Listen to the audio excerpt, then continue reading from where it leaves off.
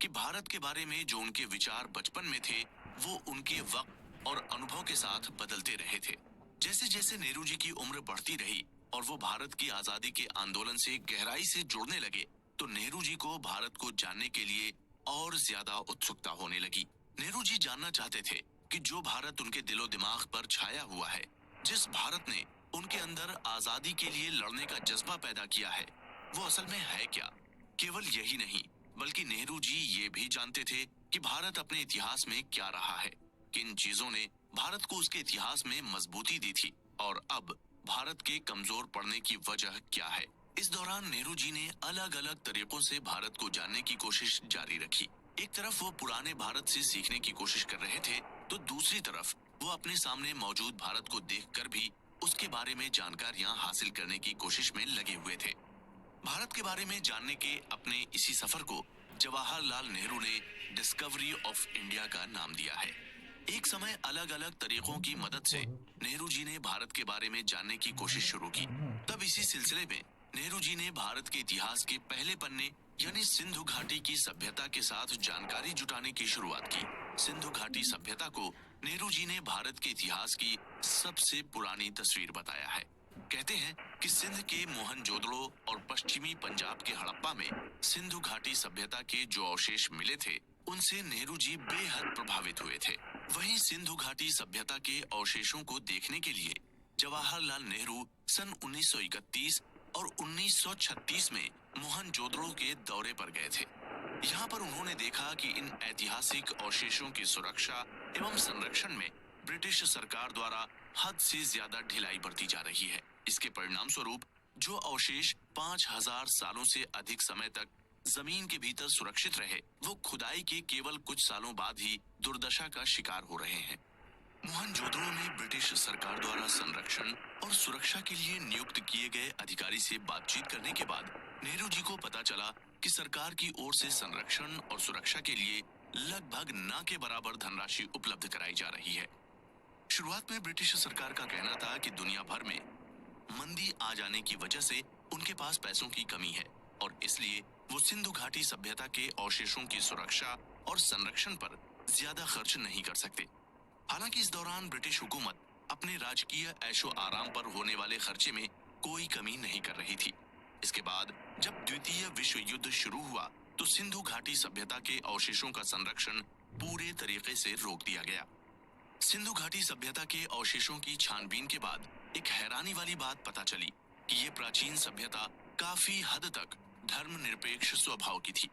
यानी कि सिंधु घाटी सभ्यता में धर्म की मौजूदगी जरूर थी, मगर धर्म सर्वाधिक महत्वपूर्ण विषय नहीं था। खुदाई के दौरान ऐसे कई सारे सबूत मिले हैं जिनसे ये साबित होता है कि सिंधु घाटी सभ्यता के लोग सुमेरियन सभ्यता के लोगों के साथ संपर्क में थे। यहाँ तक कि सुमेरियन सभ्यता के व्यापारिक शहर में सिंधु घाटी सभ्यता के व्यापारियों की कॉलोनी मौजूद होने के भी सबूत मिले हैं। इतिहासकारों को भी ये मालूम हुआ था कि सिंधु घाटी सभ्यता बेहद प्रगतिशील और विकसित सभ्यता थी। सिंधु घाटी सभ्यता मेसोपोटामिया, मिस्र और पर्शिया की सभ्यताओं के साथ लगातार संपर्क में थी और उनके साथ व्यापार करती थी। वहीं कई मामलों में वो उनसे बेहतर भी थी। जहां सिंधु घाटी सभ्यता एक शहरी सभ्यता थी और यहाँ पर व्यापारी वर्ग के लोगों के पास बड़ी संख्या में धन दौलत मौजूद थी। सभ्यता के शहरों की गलियों में छोटी छोटी दुकानें देखने को मिलती थी, जो कि हमें आधुनिक भारत के बाजारों की याद दिलाती हैं। इसके अलावा विशेषज्ञों का मानना है कि सिंधु घाटी सभ्यता के पास नालियों का बेहतरीन सिस्टम मौजूद था, जिसकी लगातार सफाई की जाती थी। Nehru ji discovery of India में लिखते हैं कि उस समय की सिंधु घाटी सभ्यता और आज के भारत के बीच अगर देखा जाए तो काफी बड़ा अंतराल देखने को मिलता है। इस अंतराल के बीच आज के भारत और पुरानी सिंधु घाटी सभ्यता को आपस में जोड़कर देखना बहुत मुश्किल नजर आता है, मगर इस सब के बावजूद एक निरंतरता का एहसास बना रहता है जो आज के भारत को 6000 साल पुरानी सिंधु घाटी सभ्यता से जोड़ता है। नेहरू जी कहते हैं कि मोहनजोदड़ो और हड़प्पा के अवशेष उन्हें हैरान करते हैं, मगर साथ ही भारत की पुरानी परंपराओं, आदतों और पोशाक पहनने के तरीके की याद भी दिलाते हैं, जिसने लगभग पूरे पश्चिमी एशिया को प्रभावित किया था। क्योंकि अब हम जान चुके हैं कि भारत के इतिहास की सबसे पुरानी तस्वीर सिंधु घाटी सभ्यता के रूप में दर्ज है, तो चलिए अब चलते हैं अगले एपिसोड की ओर। इसमें हम जानेंगे कि सिंधु घाटी सभ्यता को बसाने वाले लोग असल में कौन थे।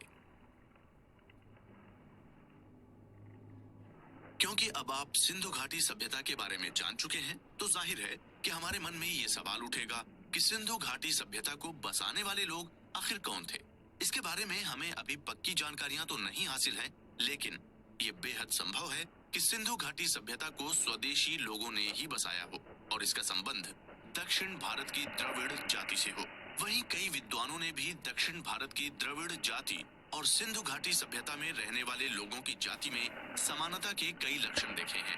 हालांकि ये भी मुमकिन है कि सिंधु घाटी सभ्यता को बसाने वाले लोग कहीं बाहर से आए हों, लेकिन उनके आने की तारीख बहुत ज्यादा पुरानी रही होगी।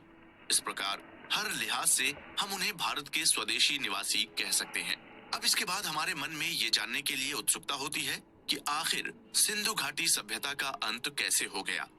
वहीं सिंधु घाटी सभ्यता के अंतर को लेकर अलग अलग विद्वानों के अलग अलग मत हैं।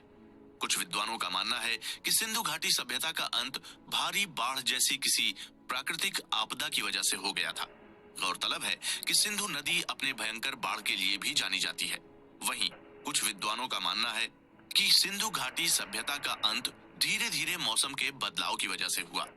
वहीं सिंधु घाटी सभ्यता का आकार इतना बड़ा था कि एक झटके में सभ्यता का खत्म होना वाकई में बेहद मुश्किल नजर आता है।